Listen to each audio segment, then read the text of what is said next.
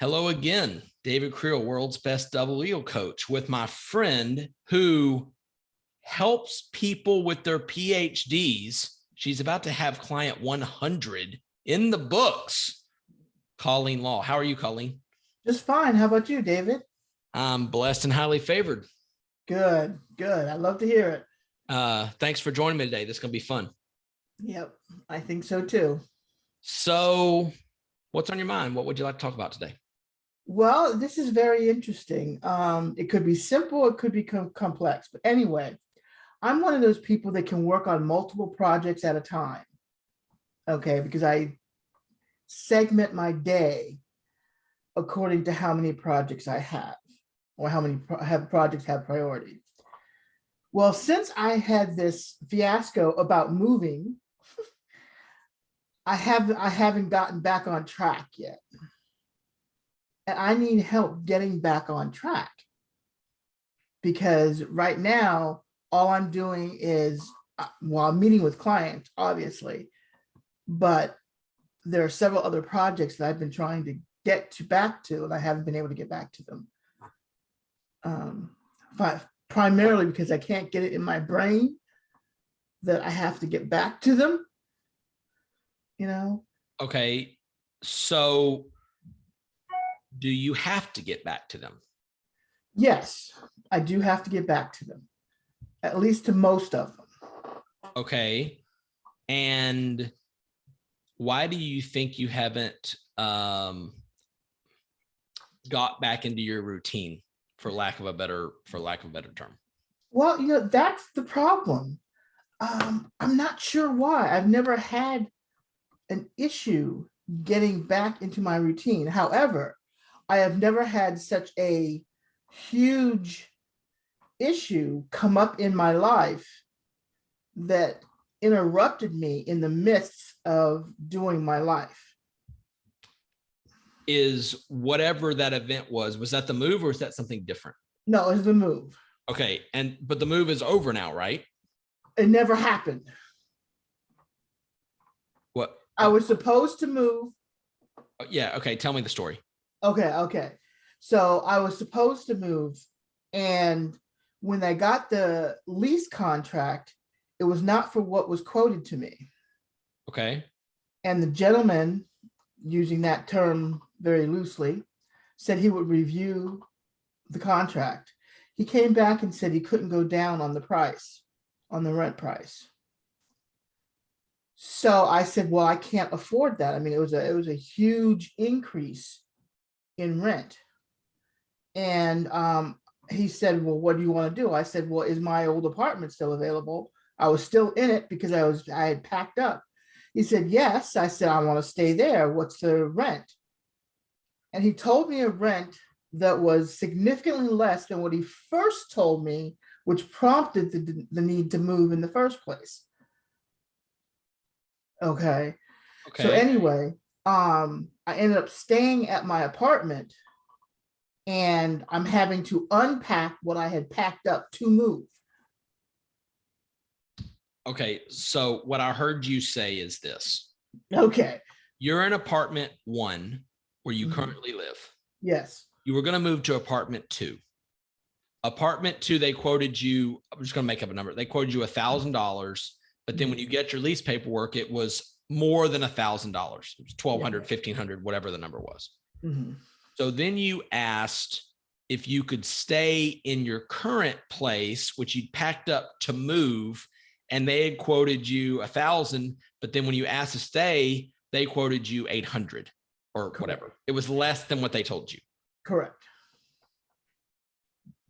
So are you staying in your current place for the foreseeable future, or are you looking elsewhere? I'm staying in it for the foreseeable future. Okay. So is your stuff still in boxes? Most of it is, yes. That's the problem. Okay. I think that's the problem. Okay. And seeing how you don't have an answer, that's why we're talking. Yes. What do you think the problem is? Well, I think is I'm used to having all of my stuff around me at, you know, an arm's length, okay, where I can do everything I need to do without thinking. Mhm. And now I don't have that around me because it's still in boxes. I'm in the last 16 boxes and they were the first 16 to be packed up.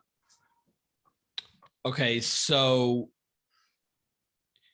you could get all this stuff done because it was okay, like here's this stuff, here's this stuff, here's this stuff, and that stuff's over there.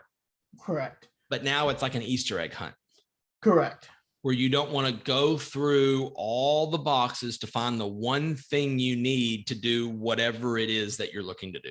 That's exactly it. Okay. And do you have deadlines for any of these things? For a couple of them, I do have deadlines for. For the major priority, no, I do not have a deadline, but a hard deadline, I have a deadline in my head. Okay. So are the boxes labeled? Yes. Do you know in whatever box is the thing that you need? No. I had people help me pack. Okay, so they're labeled, but you didn't label them. You labeled them, but you don't know what's in the box until you open the box and you look. Exactly. And is whatever you need for the main project, is it something big or is it something little? Something little. Oh, okay. So could it be that you're feeling overwhelmed? It could be, yes. I could still be feeling overwhelmed. Like especially like if you've got 16 boxes and you're looking for something that's this big or smaller, if you're looking something for this big. Well, a little bigger than that. It's okay. Well, sometimes, so it's about this big. Yes. Like, a size of like a business card. Yes. So that's like kind of like finding a needle in the haystack. Yeah. I mean, is it shiny? Is it glow in the dark or is it very blend in? It blends in. Okay. So what would you like to have happen to solve this? To solve it, I would like for me to be able to go out in my living room where all the boxes are housed, the ones that are still packed, grab a box, open it, and have that one thing that I need in that particular box. So I can take it out and come back to my desk and do my work. Well, you do have a 1 in 16 chance. It's not 1 out of 100 or That's 1 out of 15,000 boxes. It's right. 1 in 16. Right. But it could be maybe you just go with the box you think it's in and just pick it. But then if it's not in there, every box you see, your odds are getting more in your favor. That's true. I hadn't thought about that. Because if you get, say, 3 boxes in, well, now it's 1 in 13, which is way better than 1 in 16. So are all the boxes the same size? No, I do have all but 2 of them are the same size. Okay. And are the 2 smaller or are they bigger?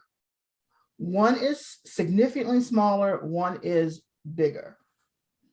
Okay. So why don't you start with the smallest one and see if it's in there? Okay. Just pick one. Yeah. But don't say to yourself, I'm going to go through 16 boxes today.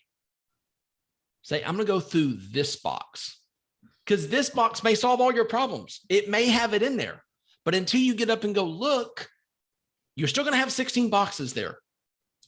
That's true. Unless the unboxing fairy is going to come to your house in the next couple of days, which I guess is possible, but I would say it's extremely unlikely. Yes. Yes. But then it's,